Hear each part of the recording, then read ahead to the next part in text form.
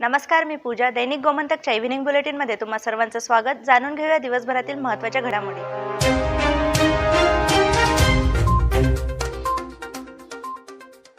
गोवा सरकारने ज्या 10,000 नोकऱ्या देण्याची घोषणा केली आहे त्या सर्व नोकऱ्या गोमंतकीयांसाठी कायमस्वरूपी आहेत. यातील काही पदांची भरतीही करण्यात आली आहे.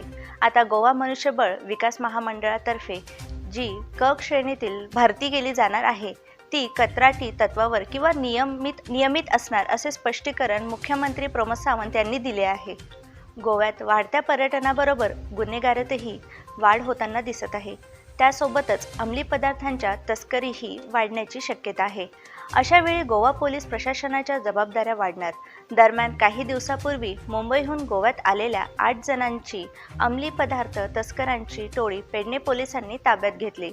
संशयितांकडून 1,20,000 रुपये किमतीचे अंमली पदार्थ जप्त केले आहे. कुडचडे मतदारसंघात तृणमूलचे पोस्टर लावणाऱ्या कार्यकर्त्याला भाजप कार्यकर्त्यांनी धक्काबुक्की केल्याचा आरोप तृणमूल पक्षातर्फे करण्यात आला आहे. मात्र या प्रकरणी कुडचडे पोलीस स्थानकात कोणीही तक्रार दाखल केलेली नाही.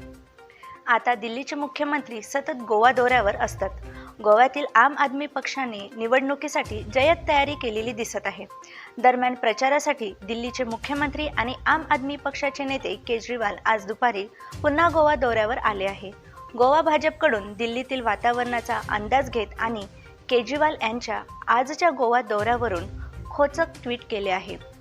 #राजकीय पर्यटन असे लिहित केजरीवाल यांना टॅगही केले आहे. आम्ही दिल्लीचे मुख्यमंत्री अरविंद केजरीवाल यांचे गोव्यात स्वागत करतो. गोव्यात ताजी हवा आहे, श्वास घेण्यासाठी पूरक वातावरण आहे. दिल्लीतील वाढत्या प्रदूषणाच्या संकटातून विश्रांती घेण्यासाठी आपण गोव्यात येत आहेत. आपले स्वागत आहे असे खोचक ट्विट करत भाजपने आम आदमी पक्षाचे नेते केजरीवाल यांच्यावर निशाणा साधला. राज्यात सोमवारी दुसऱ्या दिवशीही पावसाने हजेरी लावली. साखळी, सत्तरी आणि वाळपई भागात अधिक पाऊस झाला, पण वीज आणि वादळी वारे नव्हते. त्यामुळे दिलासा मिळाला. येत्या 19 तारखेपर्यंत राज्यात पावसाची शक्यता दर्शवली आहे. तर या होत्या दिवसभरातील महत्त्वाच्या घडामोडी. अशाच ताज्या अपडेट्स जाणून घेण्यासाठी आमच्या दैनिक गोमंतक या वेबसाईटला भेट द्या आणि आमच्या यूट्यूब चॅनलला सबस्क्राईब करायला विसरू नका.